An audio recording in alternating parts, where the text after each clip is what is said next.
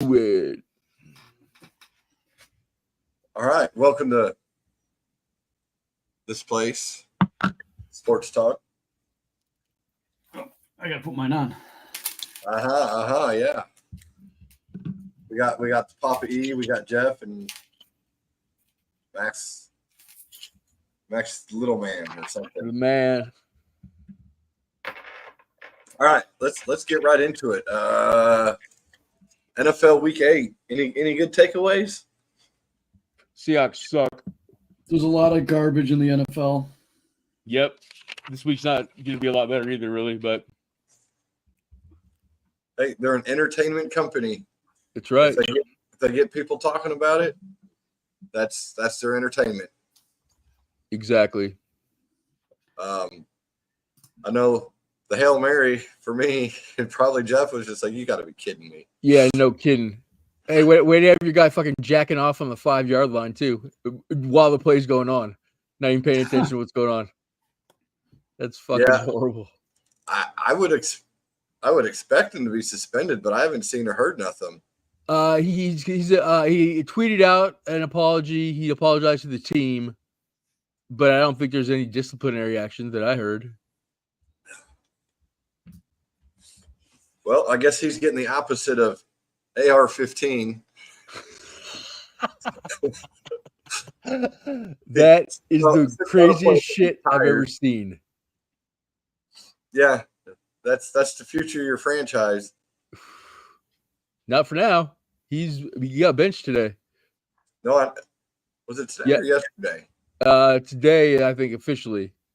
Yesterday, I don't think they had made it official, but I know he's definitely benched now. I know my fantasy team. I've had that receiver of theirs, Pittman Jr. Oh yeah. I've had him on and off all year. Only when Flacco plays. I went and picked him up because when AR's playing, he don't get the ball. Well, he probably tries to throw it to him, but he's so inaccurate that it doesn't help. Any other takeaways then from I have a takeaway. My takeaway is the ineptability of the referees in the NFL and how blatant many calls they've missed. The one that really got me, and I don't know how it got unnoticed, was the Minnesota Rams game. Fucking A right. That was horrible. I saw his head move back in mid-play. There were two referees standing right there. Neither of them, they just both like, I didn't say anything. How do you miss that? I don't know.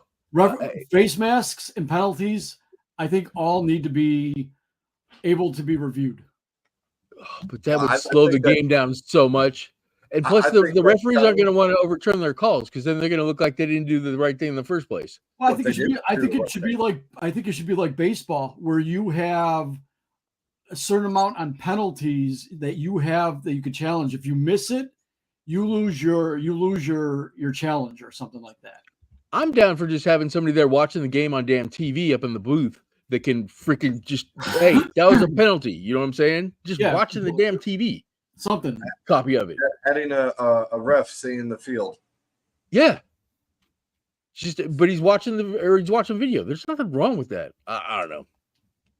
I don't know, but there was a lot of bad calls. Even on the Hail Mary attempt in the Bears game, I noticed that the one defensive lineman on the Bears was actually being held. You could see him pulling away as the guy was holding onto his jersey, and nothing was called.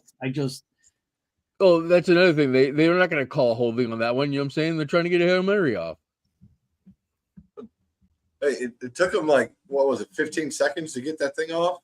Something like that, yeah. It took a while. Yeah. When it's that long, there's going to be a hold somewhere. Somewhere. And then my other takeaway is that the New York Jets are pure ass. They are a freaking horrible team, and it's awesome to watch. I got some funnies about the Jets when we get to picks. By the way, just interesting shit.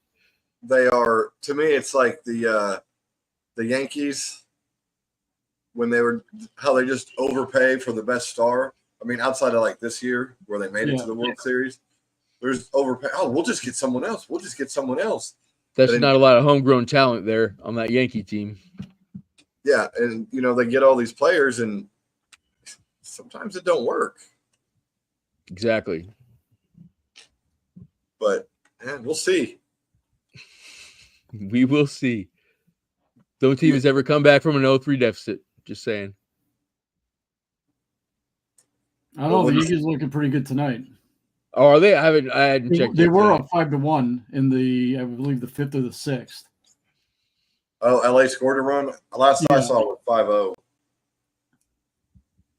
Let's just see. Oh, it's giving me the Thunder score first. No, flipping Dodgers tied it. Oh my God. Okay. That escalated. When I left to come into the office, it was 5-1. The Doyers probably bets. Guys having a series from what it looks like. I haven't watched the damn game, but let's look at the box scores. Bets looks like he's been killing it. Freeman was involved. He got a. We saw me. He hit another home run. That's the MVP right there. I mean, he should be. Yeah. A homer in 6 straight World Series games. And she was like, "Yeah, if it's going to be anybody, it needs to be Freddie." Right. I like Freddie. I didn't want him leaving Atlanta. So what? I didn't want him leaving Atlanta. Well, he didn't want to at first either, and I think he's enjoying it now. Oh yeah. So it'll be interesting. I don't want the Dodgers to win, but I really don't want the Yankees to win either. No. The only thing I have to say is that you got two good uniform matchups. Very true. Yeah. They got pretty much the old school classics still. They're the classic two teams that have never changed, and that's awesome. Hey, what about that Mookie Betts jumping to get that damn foul ball last night, and the guy stealing it out of his glove? The hell? The jabroni. No, it was two guys. They're season ticket holders. They took their tickets for today's game. And I guess they're friends with Gronkowski, by the way. Huh? They're friends with Rob Gronkowski. Well, they were told if they try to enter the stadium, they will be arrested. And it's to be determined if they lose their tickets for next year because they're season ticket holders. They probably should, to be honest. I'll fuck around and find out. That's what I say. Yeah. I mean, that was kind of worse than Bartman. Way worse. Way worse because Bartman was. Yeah. Bartman was just doing a normal fan play that any one of us would have done in that situation. Exactly. This was worse, and New York. Pretty bad. They're probably not going to get much else. We'll see. No, probably not. That was bad. Embarrassing, actually. Oh, I got one tidbit from the NBA. LeBron played with his son, and then after the game, it was announced he's going on the road trip. Then he's going to be back to the, what do they call it now? It's the G League? The G League, the Gatorade League. Oh. So he'll be going back down. Yeah, they just did that for show, get some ratings. That's all the NBA or make a record or whatever. It's a show league too. Yeah, we brought up NBA show league, Jeff. Good one. The NBA was investigating the Sixers for Embiid for the preseason they didn't call it load management, but that's what it was. Yeah. In the preseason, trying to be healthy for the season. He just played in the Olympics. Yeah, take a break. The resty poo. Oh, and you brought up Olympics. They brought up that big deal when they kicked off Kiwi, and the Clippers oh, he's fine. There's nothing wrong. Yeah, look at him now. Yeah, he's on the IR. Yeah. I know, Max, you and I texted. Kendrick Perkins came out. So he just needs to retire. He does. He needs to, but some team is going to pay him $30 million a year to not play. Until teams stop doing that, players will keep doing it. Exactly. But it won't happen. I mean, their contracts are pretty freaking like structured. You know what I'm saying? Or they're like in a tiered system somehow. I think, or you have to have like certain accolades to get paid really well. Well, to get the, what do they call it, the Supermax contract, yeah, you have to be voted something at the end of the year. But they sign these long ass contracts, so you're getting, God, he's probably making $40 million this year. Oh, I think I was gonna say 30, but it's somewhere ridiculously overpaid. Before we go to picks, anyone else got anything else? He does. Remember we're gonna talk about pitching. Oh yeah, the Tony Clark thing. Who wants to start it? Jeff, you should have a good one. About what? What was that? The Tony Clark coming out saying that pitchers are being overused. I don't see it. Pitchers are not being overused. They barely get to 60 pitches before they get taken out. How many pitchers actually make it past the 6th inning anymore? They don't. They don't really. How are they being overused if they're only in for 5-6 innings? Yeah, I can see the definition of being overused was when Dusty Baker overused Mark Pryor and Kerry Wood back in the early 2000s. But nowadays, no, they're hardly ever used. And relief pitchers, they're 1 inning. Hell, most of them don't even make 1 inning. They make 3 batters and then they call it quits. Yeah, and because that's part of the article was the minimum they have to face, isn't it? 3. Yeah, they changed that. Minimum for starters is 5 innings. But part of the deal was talking about how minimum. It's a 5-inning minimum to get the win. Well, that's been for a while. Oh, to get the win. I'm sorry. That part. Okay. Yeah, I knew about that. Yeah, it used to be 6, which I need to go back to it. But they were talking about how it's, because pitchers are throwing so hard and trying to get that spin rate. And it's like, don't try to do that. Just go pitch. Honestly, my opinion is we need more Greg Maddux type pitchers. Mm-hmm. They need to start teaching these kids when they're younger, instead of, making them want to be slider curveball pitchers. This is what they do in the majors. Teach them how to throw a changeup correctly and how to change your speeds, even on fastball. If you could go from 93 to 91, it may not seem like a lot, but it will fuck up your timing. And it doesn't put wear and tear on that elbow. Or, hey, where's the knuckleballers?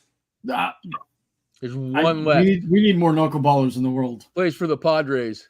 Yeah, the one guy does play for the Padres. Yeah, his knuckler's like 85 miles an hour, though. I know that's fucking insane. That's impossible to hit if it's on. Yeah, I haven't seen him pitch. I just playing fantasy baseball, I figured out there was a knuckler somehow. But I haven't seen him pitch. But I'm sorry, Dodgers. I think it's the Dodgers in their bullpen has a guy that throws a screwball. You don't see many of them throwing those either. Yeah, I saw an article about that the other day. I didn't read it, but. Yeah, because I was texting Jeff during one of the games. Jeff's like, yeah, they've just tagged him. I go, yeah, but it's still neat to see him throw it. And that you rotate your arm inwards on that one, right? Instead of like flicking it down for a curve, you're flicking it inwards, right? You're basically going the opposite direction. That's a lot of torque on that elbow. That's a hell feels like it would be. I think that's why not a lot of guys do that pitch anymore. Well, and you got, what do they have it? What do they call it now? Sweepers. Mm-hmm. It's like fastball, changeup, curveball, slider, split fingers or fork balls. Those are great pitches. Heck yeah. I don't think nobody really throws them anymore, though. Not a lot. Doesn't seem like. I think my favorite split finger pitcher was Roger Clemens. Yeah, Roger was nuts. Yeah. That's been pretty much replaced by the cutter. The cutter is big time now. Which I'm not. I don't know. I'm not a huge fan of the cutter, really. I mean, if you could throw it runs on you a little bit. I mean, yeah, but if you know how to throw it, you are going to dominate. Look at Mariano Rivera. He's the best cutter pitcher of all time. You couldn't touch that thing.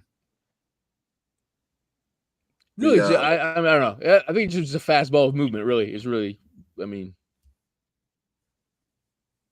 yeah, just go out there and pitch. Don't worry about your spin rate. Is the batter really going to be able to tell the difference if your spin rate goes lower in that amount of time it takes the pitch to get there? well, yeah, because your pitch isn't going to break as much. Hey, Nolan Ryan had a wicked 12-6 curve. Yeah, was he worried about a spin rate? No. He had probably a great spin rate, to be honest with you. He probably had an excellent spin rate. Yeah, that curveball that Nolan Ryan had was probably one of the most dangerous curveballs out there. You just don't hear about it because he was such a fastball thrower. You know, the guy was throwing gas when he was 45 years old. Yeah, and still trying to bean people if they pissed him off. Right. Yeah, or beating the shit out of what's his face in the White Sox? Robin Ventura. I want to say, if I remember correctly, the last pitch he threw, he tore his UCL. Yeah. And it was either high 90s or he hit 100. It was up there. It's funny because you know how they really didn't start doing the radar gun until, what was it, the 70s? I'd say so, yeah. Okay, so the technology that they had a big documentary on the fastball. And they did frame by frame of the technology they have now. Nolan Ryan rarely hit 100 on that radar gun. He was still in like upper 90s.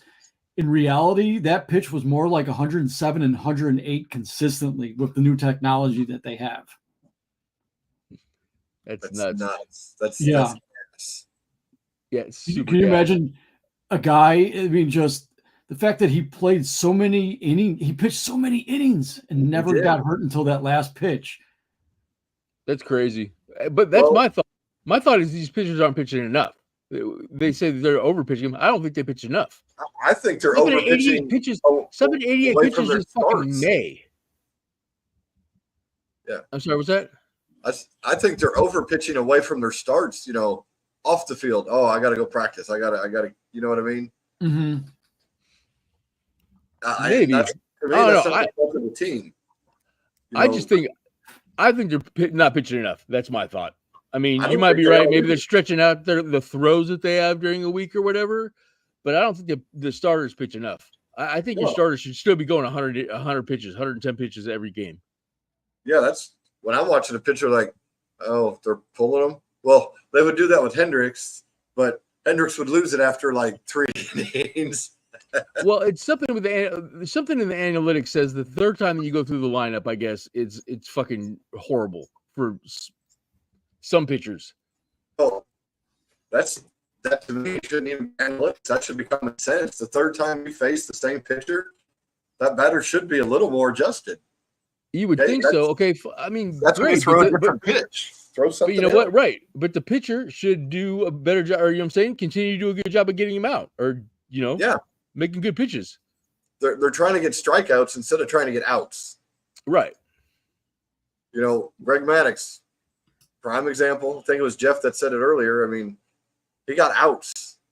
Oh, yeah.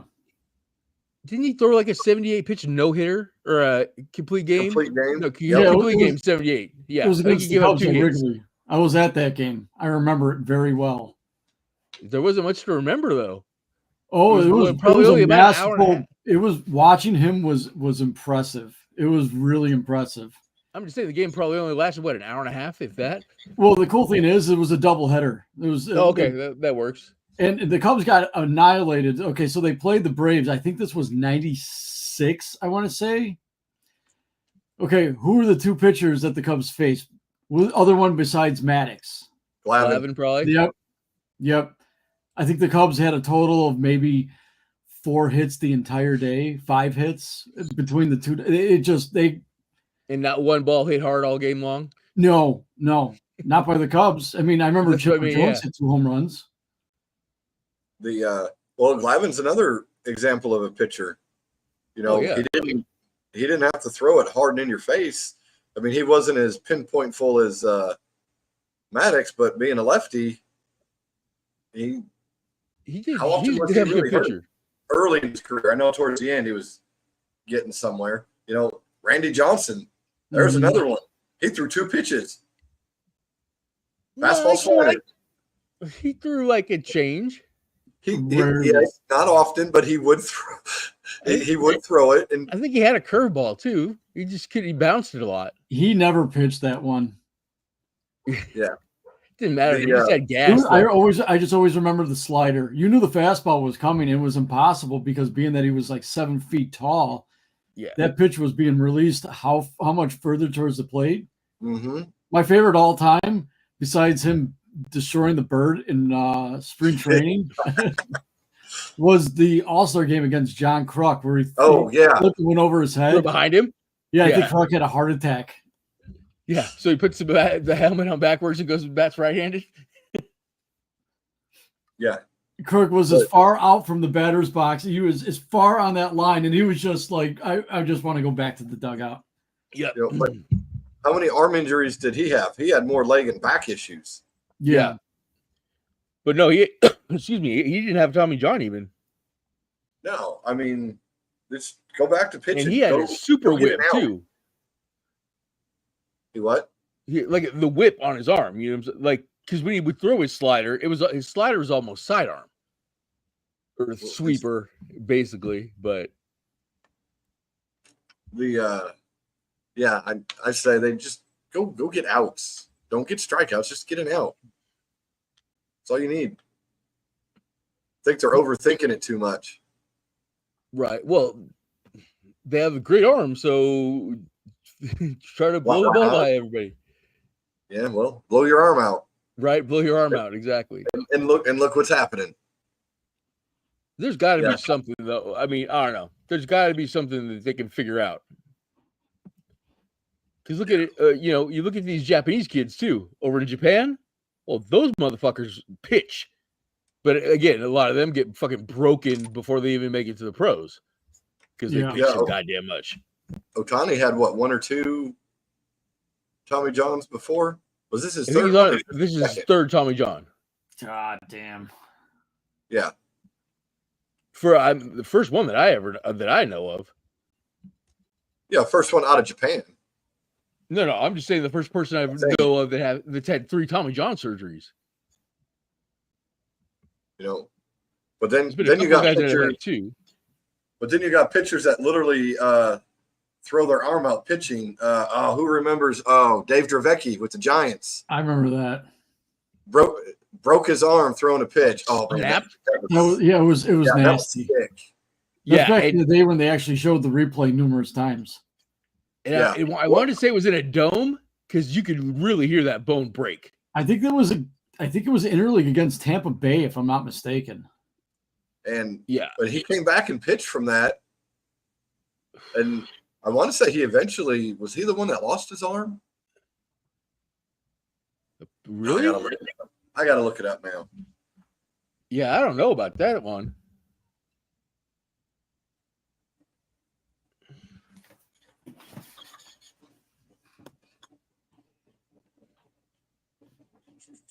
All right. Well, while you're looking that up, we'll go and or I'll at least give us the records so far.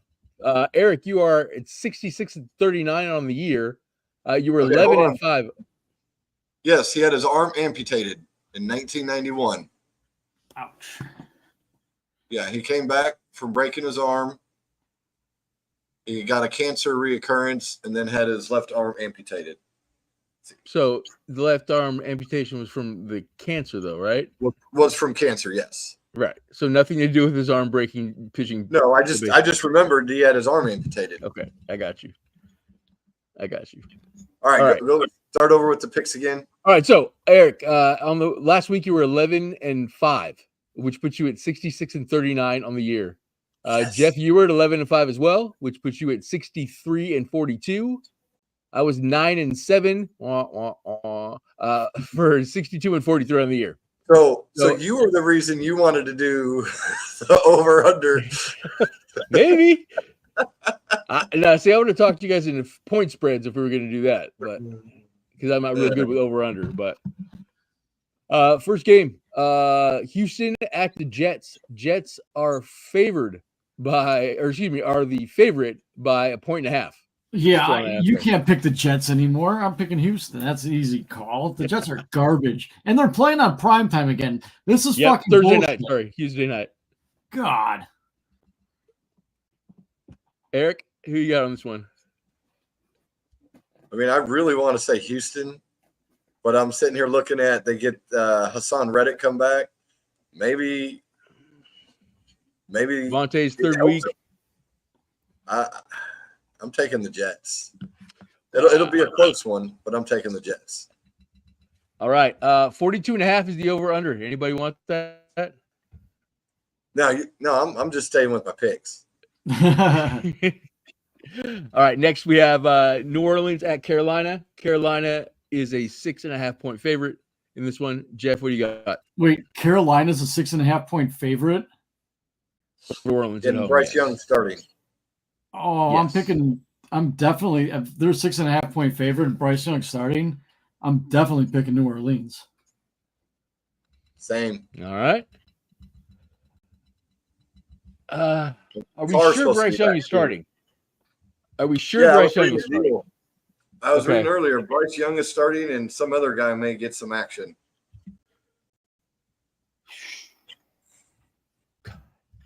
And Rattler's still starting, or is Hainer starting? I think Carr's supposed to be back. Yeah. I think Carr's back. Yeah. Okay, then that makes me change my pick there. Brooks may see his debut. All right, so I'm going with New Orleans as well, and I went with Houston in the first one. So okay. Next is Washington at the at the Giants. 3.5 point favorites for Washington on that one, and I'm taking Washington. I got Washington. Go Redskins. Yep. All right. Next is Miami at Buffalo. Buffalo is a 6.5-point favorite. I got Buffalo. Well, they have seemed to close the Chase Claypool curse. Is he still not even on their team? I don't think so. I think maybe practice squad. But yeah, I'm taking Buffalo. Their running back is really helped them. Good. Yeah. And you guys know this. I didn't think they'd be this good this year. They shocked. I didn't either, to be honest. Oh, I did. I knew Buffalo. I think was one of my Super Bowl picks. It may have. Next is the Chargers at the Browns. Browns are 2.5-point dogs in this one at home. I was teeter-tottering back and forth on. I was going back and forth on this one. Yeah. I wanted to go Cleveland. I ended up going Chargers just because I think their defense will keep anything Cleveland hasn't checked. But if I were going to pick in a confidence, I think this might have been number 1 or 2 for my confidence level. But I'm going with the Chargers. Eric? I'm going with no Groper Cleveland. I'm taking Cleveland on this. Talking all this shit about Jameis Winston, and now that he's starting, he will throw interceptions. I don't think Jim Harbaugh's done a very good job with the Chargers this year. I think he's wasted Herbert. I'm disappointed in Jimmy Boy. Very disappointed. Well, I'm going to take the Chargers as well. I love me some Jameis, but I don't know. I still have faith in Jim. So, hey, Nick, this will be Nick Chubb's third game back? Yeah, he hasn't really done shit yet. And hey, Jameis had that offense going. He did. Threw for over 300 yards. I think I sent you guys that text that in the 3 years Roper's been in Cleveland, he has not thrown for over 300 yards. I saw that. Yeah. Yep. You did send it to us. And then the backups have thrown for 300 5 times. Yeah. He did spark that offense. Now, if they were playing someone else besides the Chargers or the Raiders or Carolina, no, I wouldn't say Carolina. I probably wouldn't take Cleveland, but they're playing the Chargers. What about against the Giants? I would probably take him over the Giants with Jameis starting. With Jameis starting, right? No, not Groper. Correct. 2 more years of Groper. Next is New England at Tennessee. Woo! Tennessee is 3-point favorites in this one at home. I got New I'm England. going with yep. No, I'm going New England. Mm-hmm. I mean, they did sneak out a win. I mean, Drake Mays, he may not even play. Well. Yeah, he's concussed, isn't he? Yeah, he's in protocol. With Jacoby Brissett back at starter then? Who's starting for Tennessee? I know they benched Levis, didn't they? I think so. Yeah, they did. I don't think it's anybody any good. Oh, no. I was gonna say Josh Downs, but that's not it. It's my phone. There it is. I'm gonna have to say the Patriots. That will not be a game I want to watch. Oh, definitely don't want to watch that one. Next is Dallas at Atlanta. Atlanta's 2-point favorites in this one. I got Atlanta. I got it. I don't trust Dallas. Let's see, Dallas at Atlanta. At Atlanta. Oh, I got Atlanta 100%. I got Dallas on the road. I'm not a Cowgirl fan, but they'll be on the road. Yeah, that'll really can't piss win at off home. Jerry Jones. I know. That'll piss off Jerry Jones more than anything. So I'm going for the piss off Jerry Jones, Dallas. Hey, can't say I blame you, really. But I'm just not a big fan of Atlanta, though, either. I'm not. I don't think they're very good. They managed to win games that you don't think they're going to win. Right. Well, they got lucky last week playing what was it, Tampa last week? And Tampa ended up getting all their players hurt. Yeah. All right, so next is Vegas at Cincinnati. Cincinnati's a 1.5 favorite. Cincinnati. Yep. Me as well. Next is Denver at Baltimore. Baltimore's a 9-point favorite at home. You know, after that loss last week, I'm going to say Baltimore is going to rebound big time. I got Baltimore. I'm taking Baltimore because they just traded for Deontay Johnson from the Panthers. Oh, the one that used to be in Pittsburgh, right? Yeah. I mean, he wasn't doing jack in Carolina.